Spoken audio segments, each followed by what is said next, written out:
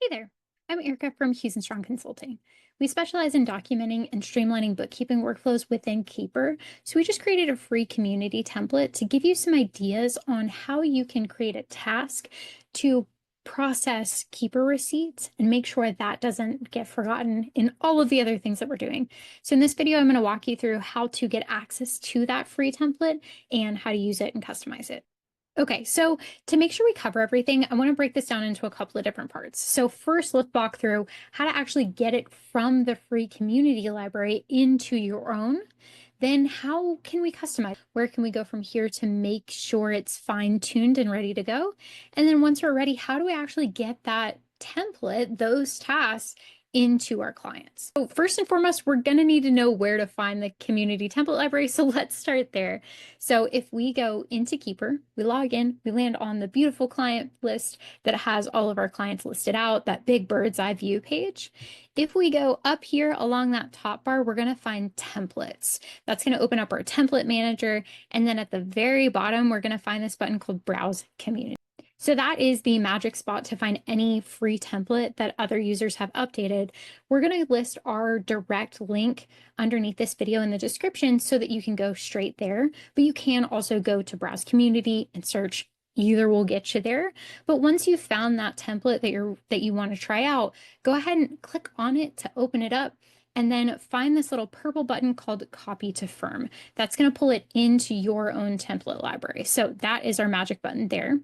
Now we're going to have to tell Keeper where we want these tasks to live in our own account because sometimes we're not using the same sections, either the name or the structure that somebody else has set up. So if we're using general, then let's just drop this into general. That makes it really easy.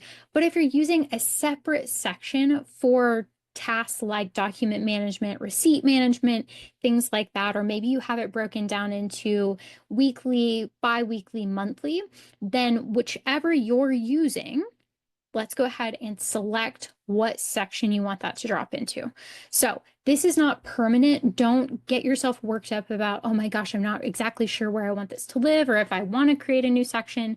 You can always just by default set this up to go to general, and then we can move it later. So not a permanent decision by any means, but we're just going to choose where we want that to drop in right now.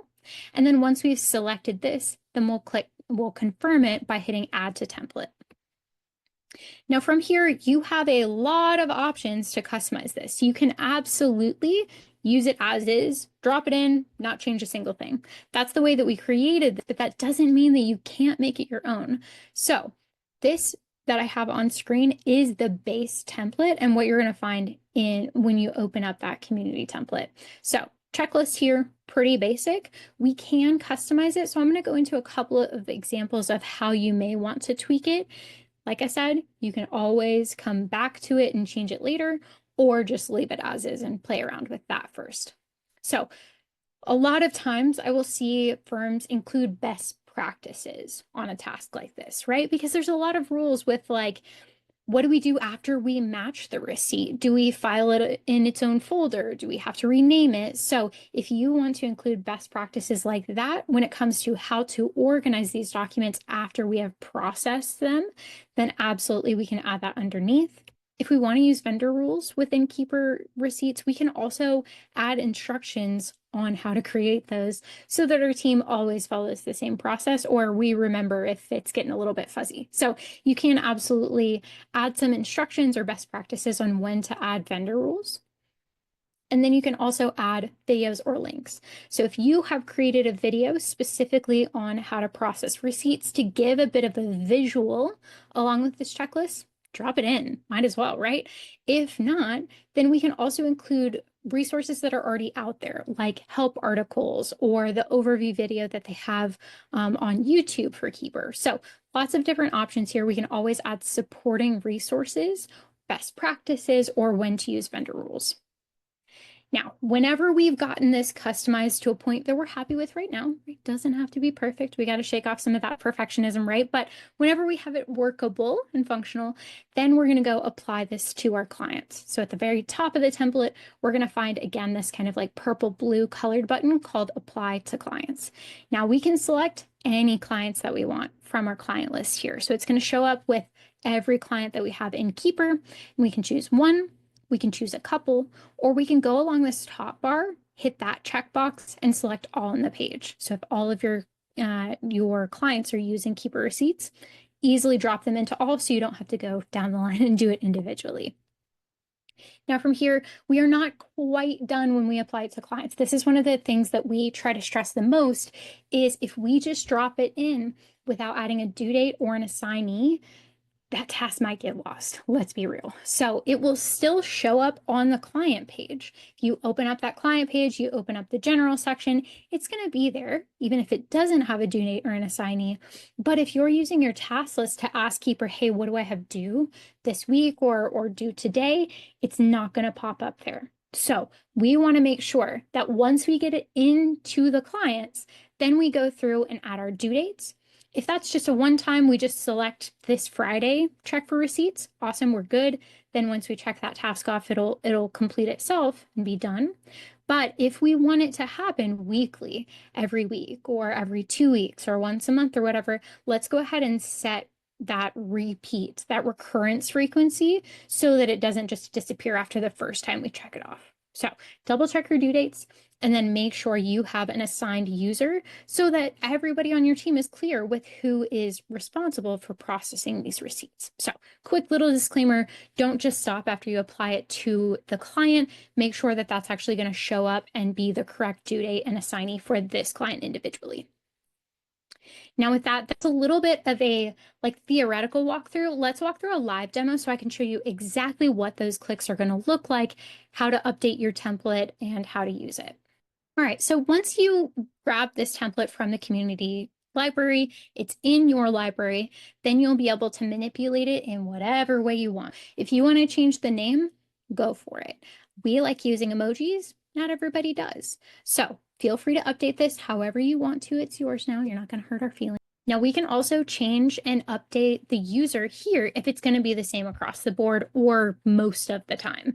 So if it's always going to be the same user, let's say you have somebody who that's a majority of their job is just doing receipts and document management, then you can go ahead and select that user individually, or you can select a role. So if you have Prepare, Reviewer, Manager turned on in your account, then you can go ahead and set which role on the team is going to tackle this. And then when you hit Apply to Clients, Keeper will verify who is the preparer for, let's say, Joe Schmo, and apply it for you. So either way, you're good to go ahead and set this up in the template if you know what it's going to be or who's going to tackle that task. So we can add something in the description if we want to, or if there's a link that we need to go to or an SOP that we need to reference, we can absolutely throw it there, or in a subtask for it to be a hyperlink and easily clickable. So either of those are safe spaces for your resources.